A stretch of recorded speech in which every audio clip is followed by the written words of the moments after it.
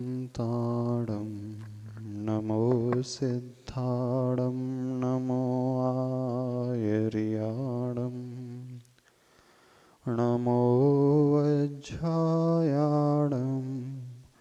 नमो लोये सवसाहूडं। पंच परमेष्टि भगवान की, संत श्रोमणि आचार्य भगवान गुरुदेव श्री विद्यासागर जी महाराज की, पूज्याचार्य श्री समय सागर जी महाराज की, जय। परम पूज्य निरापक श्रमण मुनि वीर सागर जी महाराज की जय। समस्त मुनि संघ की जय। अशरण भावना का वर्णन चल रहा है। संसार में कोई भी ऐसा नहीं है जो हमें शरण दे सके। शरण भी हमें वही दे सकता है जो स्वयं इतना कैपेबल होता है। सक्षम व्यक्ति ही हमारे लिए बचाने वाला हो सकता है। जिसके भीतर स्वयं क्षमता नहीं है वो हमें क्या बचाएगा। एक बड़ा श्रेष्ठी हो अथवा बड़ा मंत्री हो, वह भी नहीं बचा सकता। कई बार तो ऐसा भी देखा जाता है जो दूसरों को बचाने का दावा करते थे वह स्वयं ही फंस जाते हैं। जो दूसरों को उठाने की बात करते थे, दूसरों को आश्रय देने की बात करते थे, वे बड़े बड़े लोग भी स्वयं निराश्रित हो जाते हैं।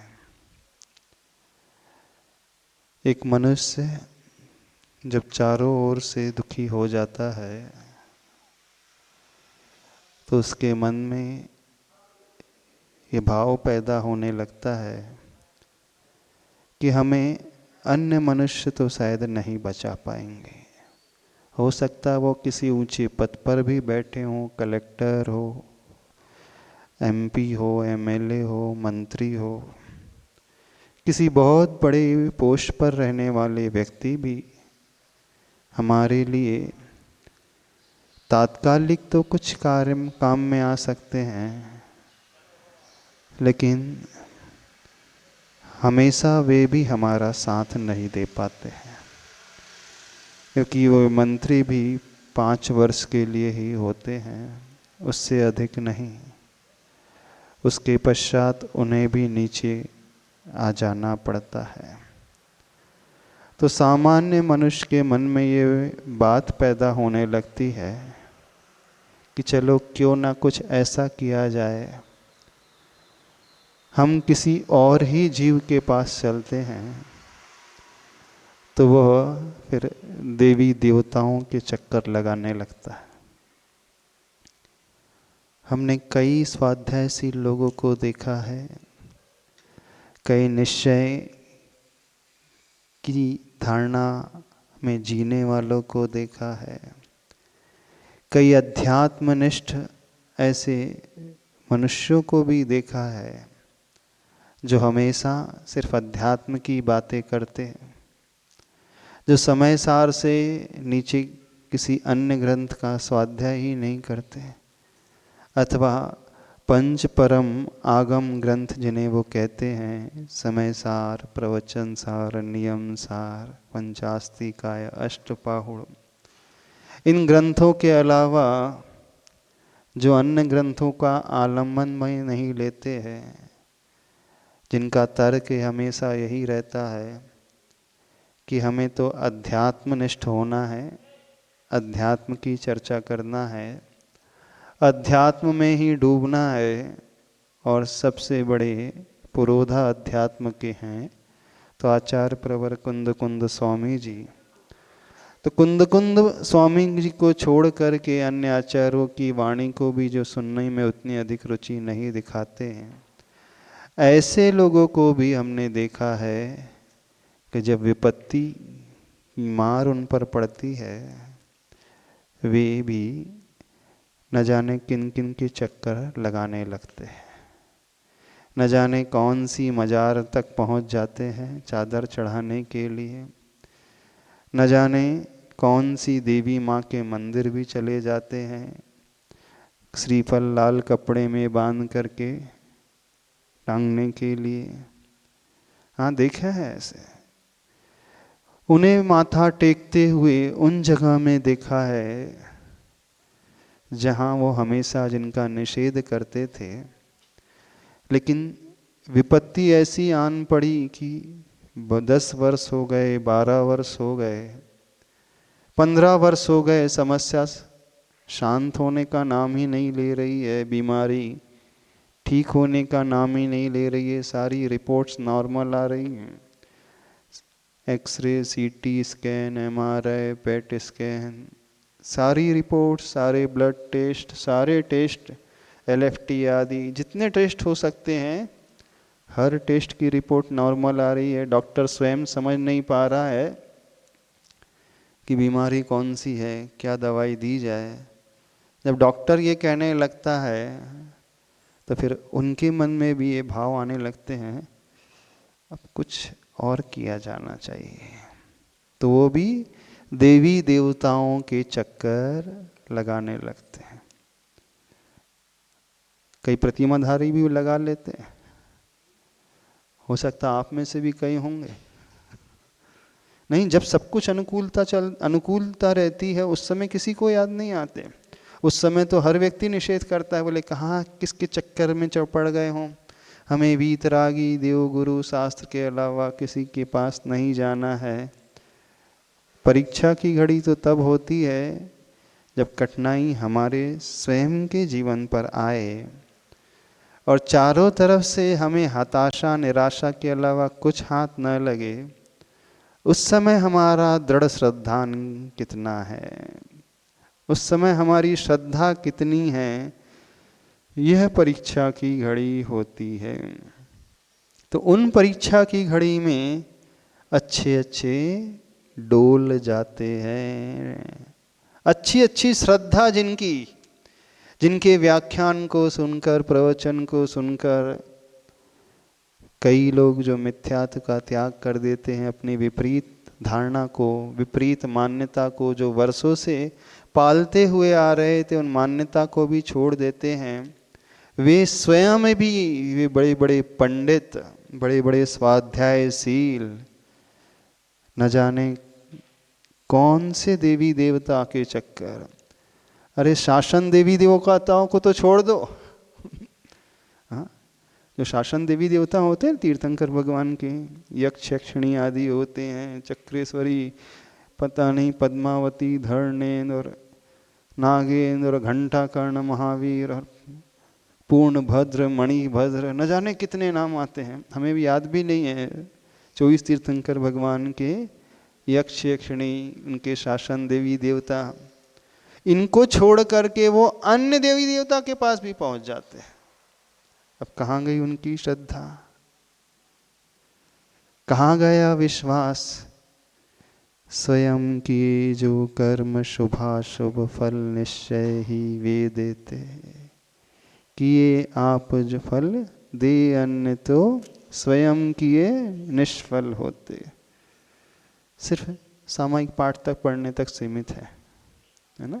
सामायिक करने के पश्चात सामायिक पाठ पढ़ते हैं ना, स्वयं कृतम कर्मदात्मना पुरा फलम तदीयम लभते शुभाशुभम।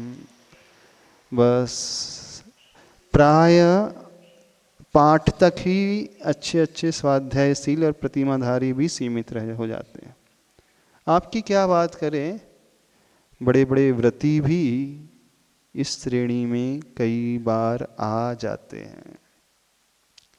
तो हमें यह समझना है कि जिन देवी देवताओं की शरण खोजने के लिए सामान्य मनुष्य पहुंच जाता है और तो और हम उनकी भी बात कर रहे हैं जो एकदम नास्तिक होते हैं, बड़े पढ़े लिखे होते हैं, प्रोफेशनल्स होते हैं, डॉक्टर्स, इंजीनियर्स, लॉयर्स, इंडस्ट्रियलिस्ट, जो दुनिया में बहुत अच्छा नाम रखने वाले होते हैं, जो किसी भगवान को नहीं मानते, उन विपरीत दौर में वे भी माथा टेकते हुए नजर आ जाते हैं ना। जो इस विज्ञान के युग में जीते हैं, विज्ञान की ही दुहाई देते हैं, जो पूर्ण नास्तिक होते हैं, आत्मा की बात ही नहीं करते, आत्मा कुछ होती नहीं और भगवान कुछ होता नहीं, बिल्कुल जो सरे से नकार देते हैं, ऐसे पढ़े लिखे लोग भी उन दकियानुसी विचारधारा का आलम्बन ले लेते हैं और ऐसी जगह शरण खोजने की कोशिश करते हैं। कौन से देवी देवता के? आप लोग भी जाते हो? नहीं, वैसे तो नहीं जाते। जब बहुत ज़्यादा बीमार हो जाओ, ठीक ही न हो रहा हो, थोड़ा सा ज्योतिषी के पास तो चले ही जाते हूँ, कुंडली दिखाने के लिए, यहाँ ग्रह की दशा क्या है, कब तक ऐसा रहेगा, अथवा किसी और पामिश हस्तरेखा विशेषज्ञ अथवा और जो कुछ ऐसा जानकार होता है, ऐसा वैसा व्यक्ति, उसके पास तो चले ही जाते हैं तरह तरह के उपाय पूछने के लिए। पहुंच जाते हो ना? तो आप कहोगे कि क्या महाराज जी, यदि जीवन में विपत्ति आ रही है तो क्या हम पुरुषार्थ ना करें, उपाय ना करें? नहीं, करना चाहिए पुरुषार्थ, उपाय भी करना चाहिए। बीमार है तो डॉक्टर के पास भी जाना चाहिए, लेकिन जब धारणा हमारी डोलने लगे, उस समय यह चिंतन करना कि जहाँ कर्म का तीव्र उदय होता है, उस समय हमें ये डॉक्टर मनुष्य को छोड़ दें, वो देवी देवता भी नहीं बचा पाते। जिनके पास शापानुग्रह शक्ति होती है, वे देवी देवता भी फंसते हुए नजर आ जाते हैं। वे देवी देवता भी विलाप करते हुए देखे जाते हैं जब उनकी स्वयं की आयु पूर्ण होती है। वो भी बहुत विकल्प में उलझ जाते हैं। ठीक है, एक मनुष्य 70-80 वर्ष तक जीता है, उनकी आयु हजारों लाखों करोड़ों वर्ष में होती है, बस अंतर इतना ही है। लेकिन वे स्वयं भी अमर तो नहीं हो पाते। नाम भले ही उनका अमर है, देवों का एक नाम अमर होता है। यहाँ अमर से अर्थ मृत्यु से रहित नहीं, लंबी आयु जिनकी होती है, इसलिए उनका नाम अमर होता है। तो जो दुनिया को शरण देने की बात करते हैं, वह भी शरण विहीन हो जाते हैं। तो फिर हमें क्या करना चाहिए? किसकी हम शरण खोजें, जिसके पास जाकर के हम एकदम निश्चिंत हो जाएं? कल एक बात कही थी, आपको याद होगा, कि हर व्यक्ति यहाँ पर अंदर से डरा हुआ रहता है, भय से प्रभावित रहता है, भय से वो ऊपर नहीं उठ पाता है। उस भय को जीतने के लिए, अंदर की उस दुर्बलता को निकालने के लिए दो ही रास्ते हैं। या तो वो स्वयं इतना स्वाश्रित हो जाए, स्वयं इतना निर्भय हो जाए कि उसे किसी की आवश्यकता ही नहीं पड़े, स्वयं अंदर से इतना मजबूत हो जाए, चाहे कुछ भी क्यों ना हो हमारे साथ, हम अपने में पर्याप्त हैं, हमें किसी सहारे की आवश्यकता नहीं है। आप में से कोई ऐसा नहीं है? हम संसारी हैं तो हमें किसी ना किसी सहारे की तो आवश्यकता होगी ही। तो अशरण भावना हमें यह सिखा रही है कि हम कहां कहां तक भागते रहेंगे, किस किस की शरण को खोजते रहेंगे। क्यों ना हम स्वयं इतने सामर्थ्यशाली हो जाए कि हमें किसी की आवश्यकता ही नहीं पड़े। कभी ये विचार भी आता है कि स्वयं हम अपने पैरों पे खड़े हो जाएं, क्योंकि जो अपने पैरों पे खड़ा होता है उसे सहारे की आवश्यकता नहीं होती है। सहारे की आवश्यकता उसे ही होती है जो बैसाखियों पे चलता है, अपने पैरों को अच्छे से मजबूती से उपयोग में नहीं ला पाता है, उसे ही सहारे की आवश्यकता होती है। बच्चों को सहारे की आवश्यकता होती है, लेकिन जो इतना बड़ा हो जाता है तो उसे चलने के लिए किसी सहारे की आवश्यकता नहीं होती है। रास्ते को पार करने के लिए जैसे हमें सहारे की आवश्यकता नहीं होती है, जीवन को हम इस प्रकार से बनाना चाहें, सीखें कि जीवन के इस रास्ते में जब हम चले तो उस भय को हम जीत जाएं, उस भय से हम ऊपर उठ जाएं, उस प्रतिकूलता के दौर को हम बड़े सामान्य भाव से एक्सेप्ट कर लें। तो क्या करना चाहिए? क्योंकि भय तो सभी के भीतर है, कोई भी यहाँ निर्भय नहीं है, कोई भी निर्भय नहीं होता। हाँ, हो सकता है, कुछ व्यक्ति हो सकते हैं। शास्त्रों में आता है सत्य भय विप मुक्का सम्मादिट्टि जीवो। सम्यक दृष्टि जीव जो होता है सातों ही प्रकार के भयों से मुक्त होता है। उसे कभी डर नहीं लगता, उसे कभी चिंता सताती नहीं। यदि हमें चिंता सता रही है, यदि हमें भय लग रहा है, तो हमारे अंदर की कमजोरी है, हमारे मन की कमजोरी है। तो क्या करना चाहिए हमें कि हमें उस भय से भय ना लगे। कुछ ऐसा करें कि भय हमसे भयभीत हो जाए। अभी हम भय से भयभीत हैं, कुछ ऐसी धारणा बनाएं, कुछ जीवन में ऐसा कार्य करें, कुछ ऐसी सोच बनाएं कि भय हमसे भयभीत हो जाए। और ये वो जीव होता है जिसकी श्रद्धा सबसे मजबूत होती है, जिसका विश्वास सबसे मजबूत होता है, जो कर्म सिद्धांत को मान करके चलने वाला होता है, वह कभी भी डरने वाला नहीं होता, वो हमेशा निर्भय निडर रहता है। सही तो ये है। और ऐसा नहीं है कि हमें एकदम से पैदा हो जाता है भाव, हम धीरे धीरे उस स्टेज तक पहुंचते हैं, भय से निर्भयता की दशा की ओर हम पहुंच सकते हैं।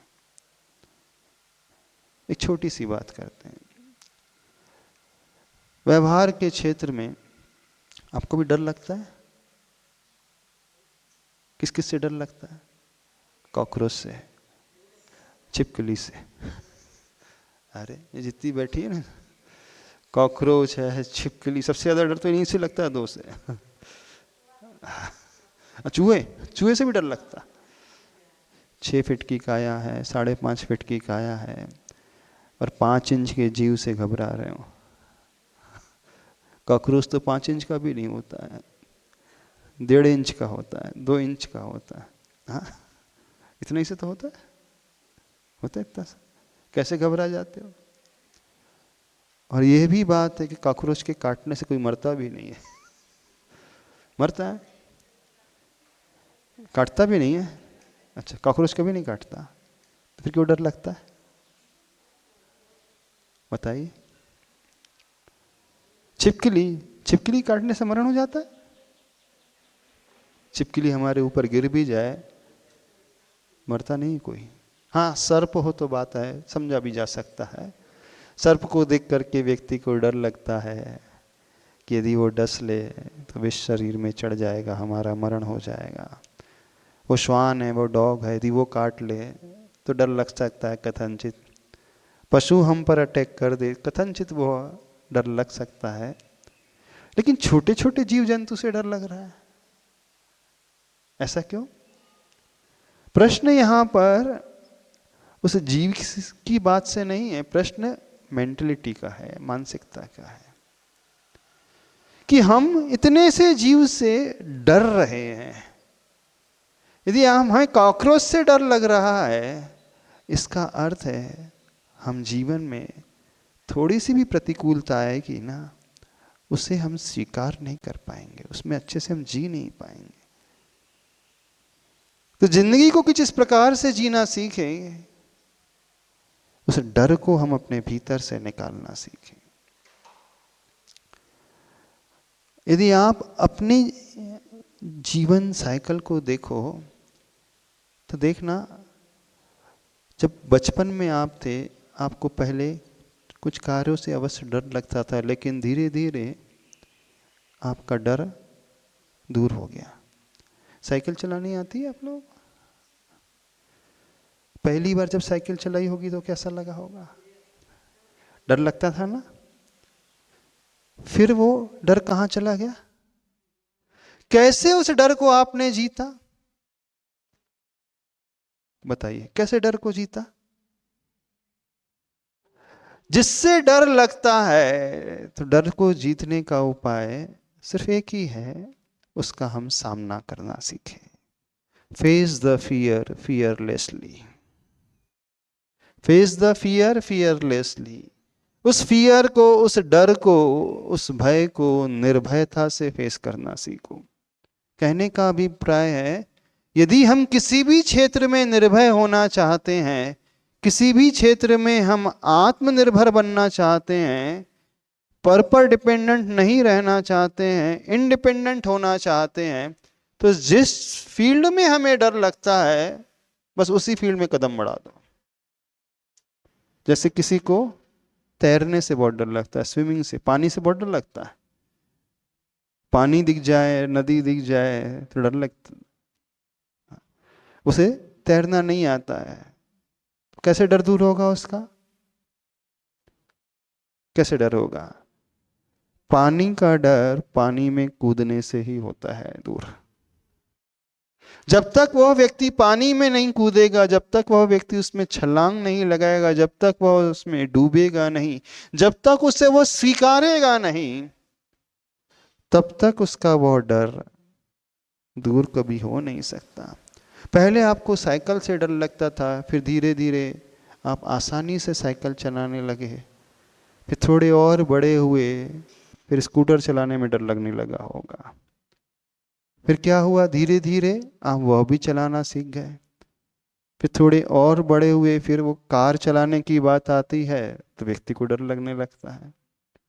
लगता है ना? जिसे चलाना नहीं आता उसको बहुत डर लगता है। स्टीयरिंग पे बैठने से, पैर में क्लच है, वहीं पे एक्सीलेटर है, वहीं ब्रेक है, वहीं सब कुछ करना है, हाथ से गियर चेंज करना है, स्टीयरिंग भी संभालना है, और एक साथ 5-5 कार्य करना है। स्टीयरिंग भी संभालना है, गियर भी चेंज करना है, एक्सीलेटर भी बढ़ाना है, क्लच का भी उपयोग करना है और ब्रेक का भी उपयोग करना है। सुनाई आ रहा है हमारा? नहीं आ रहा? तो जिन्हें कार ड्राइव से डर लगता था, जब उन्होंने प्रैक्टिस करना शुरू किया तो क्या हुआ? वो बड़ी आसानी से सीख गए। कंसेप्ट समझने की कोशिश करें। यदि हम उस डर से निडरता की अवस्था तक पहुंचना चाहते हैं, सीधा सा सिद्धांत ये है, हम उसे फेस करना सीखें, स्वीकारना सीखें, एक्सेप्ट करना सीखें, बस। तो अशरण भावना का अर्थ क्या है, थोड़ा सा समझे। हम इस वास्तविकता को जब जान लेते हैं कि संसार में ऐसा कोई भी नहीं है, चाहे वो मनुष्य हो, नेता हो, राजनेता हो, बड़ा सेठ हो, राजा हो, महाराजा हो, वह भी हमारे लिए शरणभूत नहीं है, तो हमने किसी अन्य देवी देवता के चक्कर लगाए। पर जब यह पता चला कि वे देवी देवता भी किसी और को खोजते हैं ना, वो किसे खोजते हैं? बस जिसे हम सब कुछ मानते हैं, यह जानने की कोशिश करो वह किसके चक्कर लगा रहा है, वह किसकी शरण ले रहा है। तो दो ही चीजें हैं, या तो हम स्वयं इतने पावरफुल बन जाएं कि हमें किसी अन्य की आवश्यकता नहीं है, और जब तक हम इतने पावरफुल नहीं बनते हैं तो हम उसे खोज लें जो स्वयं इतना पावरफुल है। तो कौन है ऐसा दुनिया में जो कभी भयभीत नहीं होता है? कौन है? बस यहां से रास्ता मिलना शुरू हो जाता है। उसे हम खोजे जो कभी मरता नहीं, उसे हम खोजने की कोशिश करें जिसके पास कभी वियोग नहीं होता, जिसकी शक्ति कभी घटती नहीं, जिसका सुख, सामर्थ, वैभव कभी कम होता नहीं। बस वो व्यक्ति यदि हमें नजर आ जाए तो हम उस तक पहुंच जाएं। और वह भी पहुंचने का उद्देश्य उस तक नहीं है, जब तक हम अपने आप तक नहीं पहुंच रहे तब तक हमें उसका आलम्बन लेना है। कुछ समझ में आ रही बात? तो कौन है ऐसा जो स्वयं इतना सक्षम है? तो फिर आचार्य भगवान कहते हैं, चत्तारि शरणम पव्वज्जामि। और आप लोग रोज ये पाठ पढ़ते हो, जब भी मंदिर के दर्शन करने जाते हो, नमोकार मंत्र पढ़ने के पश्चात चत्तारी दंडक पढ़ते हो कि नहीं? बचपन से हर बच्चे को सिखाया जाता है पाठशाला में, और कुछ वो सीखे अथवा ना सीखे, नमोकार मंत्र के साथ चत्तारी मंगलम, चत्तारी लोगोत्तमा और चत्तारी शरणम, ये तो हर बच्चा सीख लेता है। जब बच्चे को याद है तो आपको भी याद होगा। याद है? कौन सुनाएगा चत्तारी दंडक? बताइए, कौन बताएगा? कौन है? इसका अर्थ क्या है? छोटा सा पूछा हमने, कुछ बड़ा सरल सा प्रश्न है, कोई कठिन नहीं, और सबको याद है। आपको, आप सबको याद है ना? कौन है? चत्वारि शरणानि, चार ही शरणभूत है। अरिहंत शरणम पवज्जामि, सिद्ध शरणम पवज्जामि, साहु शरणम पवज्जामि, केवली पन्नतम धम्मम शरणम पवज्जामि। बस ये ही हमारे लिए शरणभूत है। वैसे देखा जाए तो ये भी हमारे लिए शरणभूत नहीं है। अब थोड़ी सी अलग बात कर रहे हैं। हाँ, ये भी हमारे लिए शरणभूत नहीं है, क्योंकि आखिर हैं तो ये भी पर ही, और पर हमेशा पर ही रहेगा। दूसरा हमेशा दूसरा ही रहेगा। यदि हम दूसरे की खोज करने लगे तो फिर हम पराश्रित हो जाएंगे, फिर हम दूसरों पर आधारित हो जाएंगे। और फिर जहां व्यक्ति दूसरों पर आधारित होता है, नियम से उसके मन में विकल्प तो पैदा होगा। लेकिन अन्य दूसरों से इन दूसरों में जमीन आसमान का अंतर है। अभी तक हर संसारी व्यक्ति ने जिनकी शरण खोजी है, वो इस योग्यता को रंच मात्र भी नहीं रखते।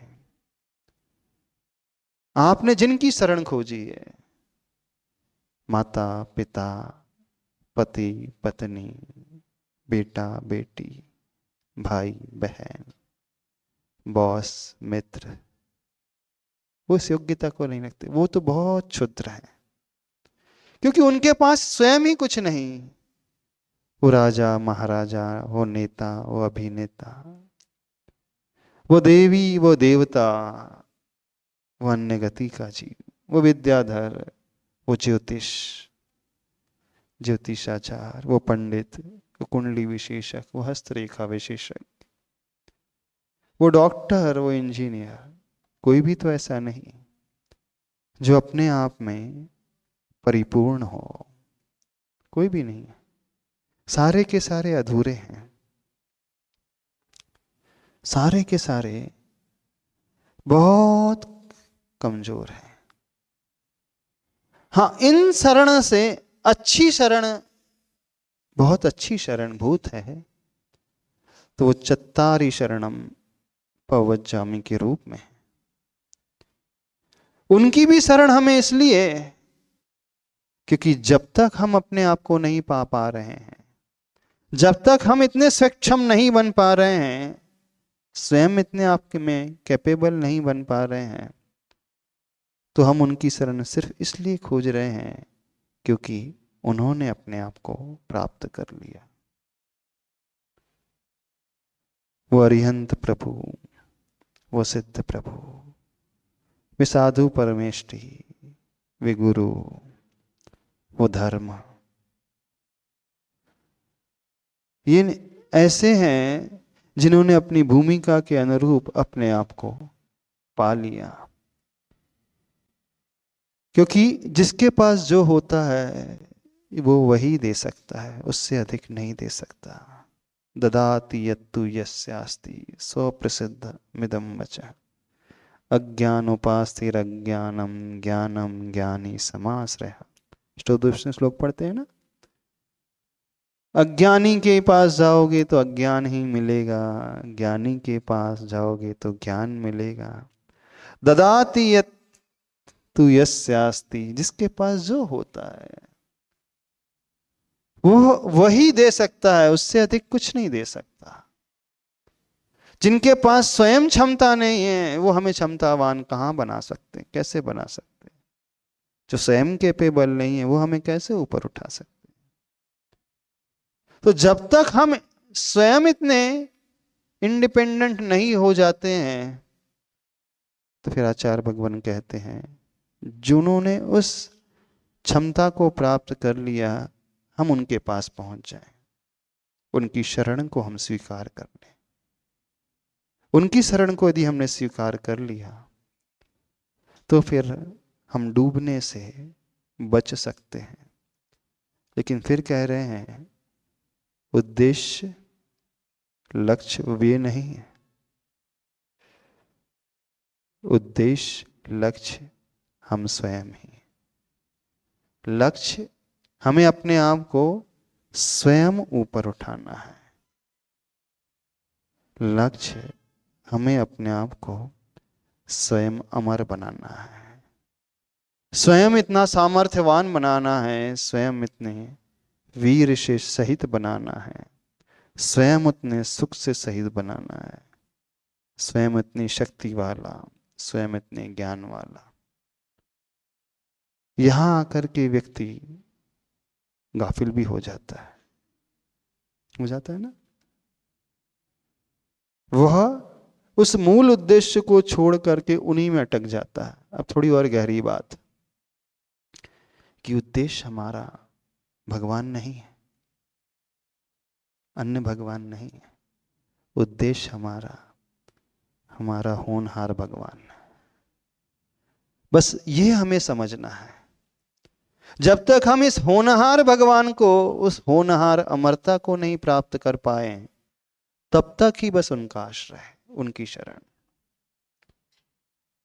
नहीं है। तो प्राय आप सभी लोग इसको पढ़ते भी हैं, चत्तारी शरणम पवज्जामि, लेकिन प्राय हर एक का उद्देश्य कौन क्या है? हमें देव को पाना है, गुरु को पाना है, तीर्थंकर को पाना। हमने तो किसी से यह बोलते हुए नहीं सुना कि मुझे अपने आप को पाना है। जब भी आप प्रभु के पास आते हैं, जब भी आप पूजा करते हैं, दर्शन करते हैं, शरण तो ले रहे हैं। क्या मान करके शरण ले रहे हैं? किस रूप में मान करके शरण ले रहे हैं? बस हमेशा वहीं तक रहना है। तो यहां पर भी वो अटक जाता है। अशरण भावना का अर्थ अन्य कोई शरणभूत नहीं है, हम स्वयं ही अपनी शरणभूत हैं। हमें अपने आप तक आना है, अपने आप को इतना सक्षम बनाना है। बस यहां ये उद्देश्य यदि हो जाए तो विश्वास मानना, फिर हमारा लक्ष्य जो है एकदम सही रहेगा। इसे न पहचानने के कारण व्यक्ति सही की शरण लेकर के भी उलझ जाता है, वह इन्हीं में अटक जाता है। अटक जाता है ना। नहीं, हमें इन्हें मानना है, स्वीकारना है, इनके प्रति आभार का भाव लाना है, इनकी पूजा करना, गुणानुवाद करना, आश्रय लेना है। लेकिन उद्देश्य हमारा वे नहीं, उद्देश्य हम स्वयं हैं। थोड़ा सा कड़वा लगता है, लगता है ना, थोड़ा सा कठोर सा लगता है। क्यों? क्योंकि हम आपको भगवान से दूर करा रहे हैं। हम आपको ये कह रहे हैं कि भगवान को भी भूल जाना। भूल जाओ, हम तो कह रहे हैं भूल जाओ भगवान को, क्योंकि जब तक उन्हें नहीं भूलोगे अपने आप को पाओगे भी नहीं। पर पहले नंबर पे उन्हें नहीं भूलना, पहले तो इन लोगों को भूलना जिनको आपने शरणभूत माना, संसारियों को भूलना है, इनसे ऊपर उठना है। लक्ष्य को पहचानने की कोशिश करो, समझने की कोशिश करो, तो फिर थोड़ा सा और गहरा कहा जाता है, पंच गुरु हमारी शरण नहीं, शुद्धात्म हमारी शरण है। शुद्ध आत्मा ही हमारी शरणभूत है। स्वयं हम शरणभूत हैं, हमें अपने आप तक आना है। थोड़ा सा कठोर सा लग रहा होगा ना, लग तो रहा होगा, क्योंकि होता यह है कि हमने इनकी शरण को खोजा भी, इनके पास आए भी, लेकिन यहीं तक अटक करके रह गए। इसलिए कह रहे हैं क्योंकि वे अरिहंत भगवान अपने में से हमें कुछ भी नहीं देंगे। भले ही वो अनंत सुख के धनी हैं, लेकिन अपने सुख से रंच मात्र सुख का एक कण भी हमें नहीं दे सकते। भले ही उनके पास अनंत ज्ञान है, अपने ज्ञान से वो एक कण भी नहीं दे सकते। सत्य यह है कि उनको उन्हें ज्ञान देने के लिए कहा भी जाए, वे ज्ञान दे भी दें, तो भी उनका ज्ञान कम नहीं होगा।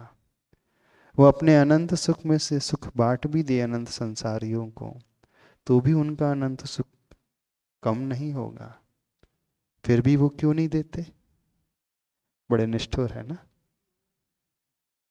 कठोर है। होना क्या चाहिए था? उन अरिहंत भगवान को हमें दे देना चाहिए था, वे दे भी नहीं सकते। यहां हमें समझना है, ये तो हमें लेना आना चाहिए। हम ले सकते हैं, वो दे नहीं सकते। थोड़ा सा विषय निश्चय की ओर आ रहा है, और समझो विषय की सूक्ष्मता को समझने की कोशिश करो। किसकी शरण? लक्ष्य, पर की शरण नहीं। लक्ष्य स्वयं की शरण, लेकिन पर की शरण भी तभी तक जब तक स्वयं की शरण प्राप्त नहीं होती है। और जब स्वयं की शरण प्राप्त हो जाती है तो पर की शरण छोड़ी नहीं जाती है। वहां तो फूल ही जो है फल के रूप में ढल जाता है, वो त्यागना नहीं पड़ता है, वो स्वरूप परिणमन अपने आप ही हो जाता है। कुछ समझ में आ रहा है? नहीं समझ में आ रहा? कठिन सा लग रहा होगा आज, हाँ? कठिन लग रहा होगा ना? कई श्रावक होंगे जिन्हें थोड़ा सा समझ में नहीं आ रहा महाराज जी आज क्या बोल रहे हैं। इस विषय को समझें। कौन है जो हमें बचा सकता है, कौन है जो हमें ऊपर उठा सकता है, उसे खोजना है। आज समय हो गया, आज इतना ही रखते हैं, है ना। अब इस विषय को थोड़ा सा और आगे देख लेंगे। समझ में आ रही है अशरण भावना क्या होती है? अशरण का अर्थ कोई शरण नहीं, लेकिन जहाँ कोई शरण नहीं वहाँ पर भी शरण है, क्योंकि अशरण शब्द शरण के बाद बना है। पहले शरण है, बाद में अशरण। अशरण शब्द की उत्पत्ति कैसे हुई? शरण पहले आया है, उसके आगे अ उपसर्ग लगा है, यानी शरण का एग्जिस्टेंस पहले है, शरण का अस्तित्व पहले है। वहां शरण का निषेध किया गया है तो वो अशरण बना। तो इस अशरण में ही शरण छिपा हुआ है, हम ये कहना चाहते हैं। इस विषय को समझो थोड़ा। अशरण में ही शरण छिपा हुआ है, शरण पहले है, बाद में उसका निषेध किया गया है। जैसे हिंसा है, हिंसा का निषेध करके अहिंसा बना। सत्य है, सत्य का निषेध कर असत्य बना। परिग्रह है, उसका निषेध करके अपरिग्रह बनता है। चौरी है, उसका निषेध करके अचौर्य बनता है। ऐसे ही शरणभूत है, शरण है, उसका निषेध करके अशरण बना है। तो हमें अशरण में ही शरण नजर आ जाए, और शरण पर की नहीं, शरण स्वयं की। तो अपने आप तक पहुंचना है, अपने आप को इतना सक्षम बना लेना है, इतना मजबूत बना लेना है, इतना दृढ़ कर लेना है, इस जीवन में फिर बाहर से कुछ भी क्यों ना होता रहे, परिस्थिति कितनी भी प्रतिकूल प्रतिकूल क्यों ना होती रहे, हम कभी डिगेंगे नहीं, डरेंगे नहीं, हम कभी विचलित नहीं होंगे। हम बड़ी दृढ़ता से वहां पर स्थिर होकर के खड़े रहेंगे। ठीक है, आज इतना ही रखते हैं। बोले संत श्रोमणी आचार्य भगवान गुरुदेव श्री विद्यासागर जी महाराज की जय।